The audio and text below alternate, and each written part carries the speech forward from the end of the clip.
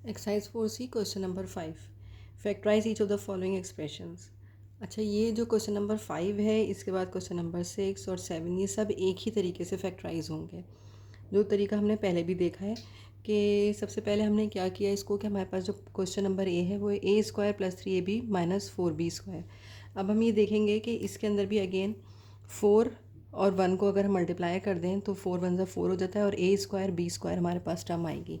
अच्छा, ए square B square अगर आ रही है तो सेंटर में हमारे पास ए भी मौजूद है, तो हम इसके फैक्टर्स बना लेंगे। -4 हो गया, ये -4 1 से -4 हो गया, +4 और -1 4 1 ज़ा 4 हो गया, प्लस माइनस माइनस हो गया, और जब हम यहाँ पे प्लस माइनस करेंगे तो ये हमारे पास टर्म 3 बन जाएगी। सही है। और ये बी स्क्वायर है, ये ए स्क्वायर है, तो ये हमारे पास मल्टीप्लाई हो जाएगा।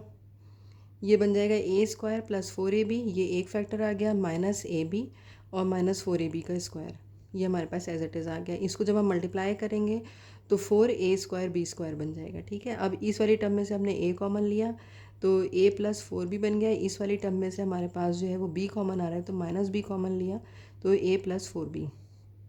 अच्छा, साइन हम ये देख लेंगे, माइनस प्लस माइनस हो गया, माइनस प्लस माइनस। सेंटर वाली टर्म दोनों की सेम होनी चाहिए, हमारे पास सेम आ गई है, तो a प्लस 4b और a माइनस b हमारा इसका आंसर आ गया। पार्ट बी है इसका, C square minus 4cd minus 21d square. अब ये देखें कि डी स्क्वायर है यहाँ पे, यहाँ सी स्क्वायर है और सी डी हमारे पास सेंटर में है, तो इसको अगेन हम फैक्टर करेंगे।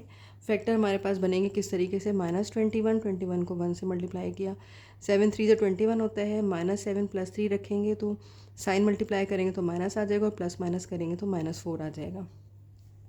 सी और डी दोनों स्क्वायर फॉर्म में हमारे पास मौजूद हैं, तो इसको हम देख लेंगे, सी डी के साथ रखेंगे दोनों टर्म्स को। सी स्क्वायर -7d एक फैक्टर हो गया, प्लस 3cd और 7cd प्लस 3cd और -21d स्क्वायर। अब इन दोनों टर्म में जो कॉमन है उसको हम बाहर ले लेंगे। सी हमारे पास कॉमन है, सी -7d और यहाँ पे हमारे पास 3 कॉमन है, क्योंकि हम 21 जो है वो 3 से डिवाइड हो सकते हैं और डी साथ में ले लिया, तो सी -7d यहाँ हमारे पास बच गया। तो इस तरह फैक्टर्स हमारे पास आ गए, सी -7d और सी प्लस 3d, ये हमारा आंसर आ गया। पार्ट सी है इसका, 2h स्क्वायर प्लस 7h के -15 के स्क्वायर। अब इसको भी हम ये देख लेंगे कि हमारे पास जो है वो 15 को 2 से मल्टीप्लाई किया तो 30 आ गया, माइनस साइन है यहाँ पे, माइनस प्लस माइनस होते तो -30। सेंटर में हमारे पास 7 है, तो 10 3 से 30 होता है और 10 में से अगर 3 जाएंगे तो 7 बचेंगे, तो फैक्टर हमारे बन गए 10 और -3। अगेन हमने इसको यहाँ पे डिवाइड करके लिखेंगे, 2h स्क्वायर प्लस 10h के स्क्वायर है, यहाँ पे एच स्क्वायर है तो एच के आ गया, दोनों इसके पास एच के है, -3h के और -15 के स्क्वायर। अब इसमें से हम देखेंगे 2 और 10 है तो जाहिर सी बात है कि 2 हम कॉमन ले सकते हैं, क्योंकि 10 2 से डिवाइड हो जाता है, और h कॉमन है तो वो ले लिया, h प्लस 5 के आ गया, 10 को डिवाइड किया तो 2 5 ज़ा 10, और यहाँ हमने -3 कॉमन ले लिया और k स्क्वायर है, यहाँ पे k है तो k की लोअर पावर हमने ले ली, k आ गया, h प्लस 5 के 3 5 ज़ा 15, प्लस माइनस माइनस साइन इस तरह से आ गया। दोनों हमारे पास ब्रैकेट सेम हो गए, तो इसका मतलब फैक्टराइजेशन सही हो गई है, h प्लस 5 के और 2h -3 के, ये हमारा आंसर आ गया। पार्ट डी, पार्ट डी में है 3m square -16mn -12n square. अब हम ये देखेंगे, देखो 12 3 से 36 हो गया, प्लस माइनस माइनस आ गया, यहाँ m स्क्वायर है, यहाँ n स्क्वायर है और यहाँ सेंटर में mn है, सेम प्रोसीजर यूज़ करेंगे। 18 2 से 36 मल्टीप्लाई माइनस प्लस माइनस हो गया, और 18 में से 2 माइनस करेंगे, 2 को जब हम माइनस करेंगे तो 16 हमारे पास आ जाएगा। बड़े नंबर के साथ हमने माइनस का साइन लगा दिया क्योंकि हमें सेंटर में माइनस चाहिए। 3m square -18mn plus 2mn -12n square. Again हम यहाँ पे देखेंगे हमारे पास क्या चीज़ कॉमन है, 3 हम ले सकते हैं क्योंकि 18 3 से डिवाइड हो जाता है, और m ले लेंगे, हमारे पास आ गया m -6n, 3 6 18 होता है, और m हम बाहर ले चुके हैं तो n रह गए यहाँ पे। 2mn -12n स्क्वायर है, तो यहाँ से हमने 2 कॉमन ले लिया और n ले लिया, m -6n। तो इस तरह हमारे पास जो फैक्टर्स बने हैं वो बने m -6n और 3m प्लस 2n, ये हमारा आंसर आ गया। अब क्वेश्चन नंबर 6 है, क्वेश्चन नंबर 6 भी अगेन हमारे पास सेम इसी प्रोसीजर से होगा सारा। Factorise each of the following expressions fully. इसका पार्ट ए है हमारे पास, a³ plus 5a square plus 4a। अब ये देखें इसके अंदर जो है ना वो a की टर्म हमारे पास कॉमन मौजूद है, तो सबसे पहले तो हम a निकाल देंगे। a हमने 1 निकाला क्योंकि जो लोएस्ट पावर के अंदर मौजूद है, ये हमारे पास a स्क्वायर रह गया, ये 5a प्लस 4। अब ये हमारे पास वो वाली टर्म बन गई जिसके अंदर स्क्वायर होता है, फिर पावर सिंगल होती है और फिर कांस्टेंट हो जाता है, तो हम इसको फैक्टराइज़ कर सकते हैं। फैक्टराइज़ करने के लिए अगेन हम ये देखेंगे कि 4 है, 4 को हमने फैक्टर बनाए तो 1 बन गया, 4 और 1 बन गए, 4 1 ज़ा 4 होता है और 4 में 1 जमा किया तो 5 आ जाएगा। तो इस तरह ये हमारे फैक्टर्स बन गए। ए हमारा कॉमन है, ए स्क्वायर प्लस 4 प्लस ए और प्लस 4, ये 4 आ गया और ये सिंपल ए आ गया।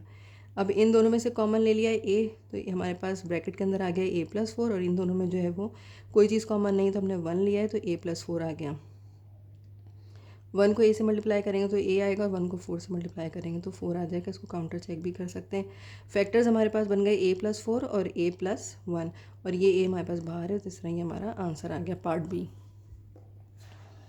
पार्ट बी है हमारे पास 3b³ minus 8b² minus 3b। Again हम देखेंगे कि इसमें b कॉमन है, b को हमने पहले बाहर ले लिया, उसके बाद हमारे पास जो ब्रैकेट में बच गया वो 3b² minus 8b minus 3। Again हमारी जो इक्वेशन है वो उस फॉर्म में आ चुकी है कि हम इसको इजीली फैक्टराइज कर सकते हैं।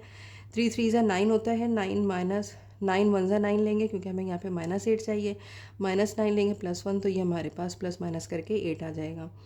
अब हम इसके फैक्टर्स बना लेंगे। फैक्टर है हमारे पास b 3b² minus 9b plus b minus 3, ठीक है, माइनस 9b और प्लस b हो गया, माइनस 3 हो गया।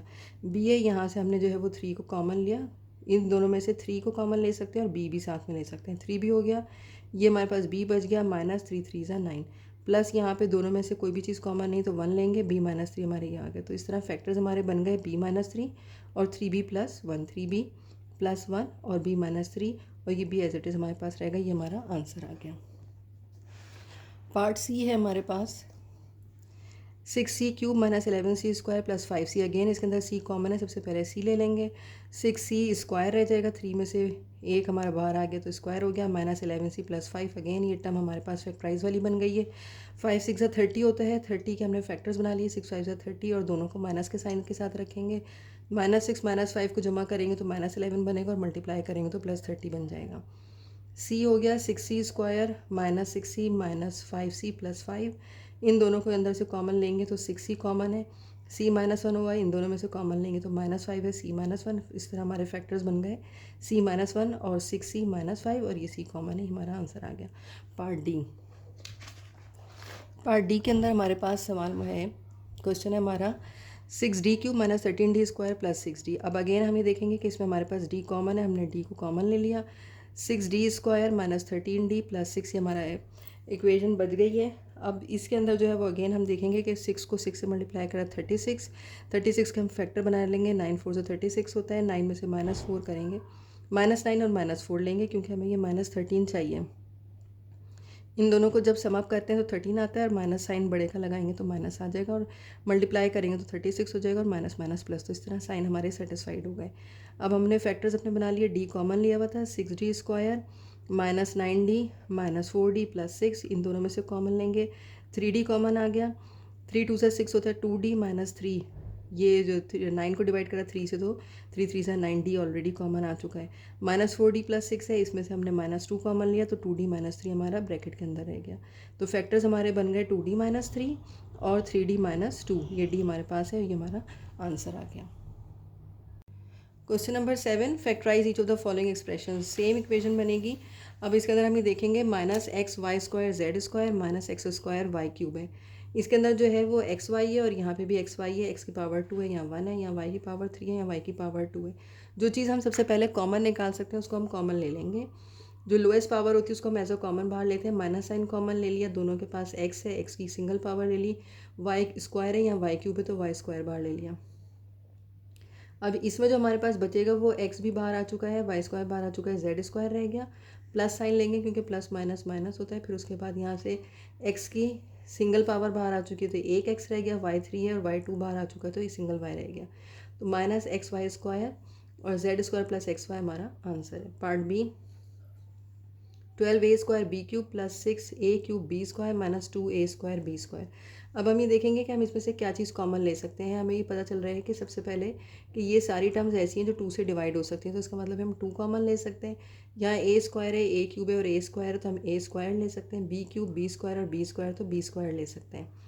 अब ये हमारे पास क्या बचेगा, इसको डिवाइड करा 2 से तो 6 हो गया, b² बाहर आ चुका था, b रह गया, प्लस इस टर्म को हम 2 से डिवाइड करेंगे तो 3 आ जाएगा 2 से डिवाइड होके, ए की पावर ए रह जाएगी और बी स्क्वायर बाहर आ चुका है तो ख़त्म हो जाएगा। -2a² b और 2a² b पूरी टर्म बाहर आ चुकी है तो -1 और ये हमारा आंसर आ गया।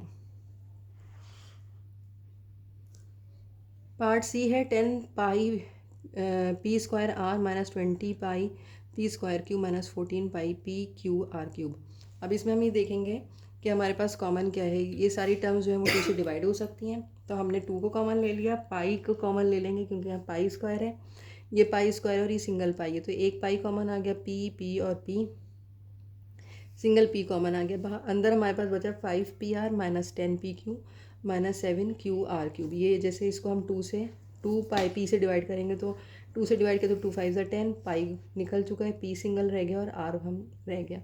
यहाँ पे अगेन 10 से आ जाएगा, 2 से डिवाइड करेंगे तो पाई बाहर आ चुका है, एक p रह गया और एक q रह गया, और इस तरह 2 7 14, पाई बाहर आ चुका है, p बाहर आ चुका है, तो q और r की पावर 3 हमारा आंसर आ गया।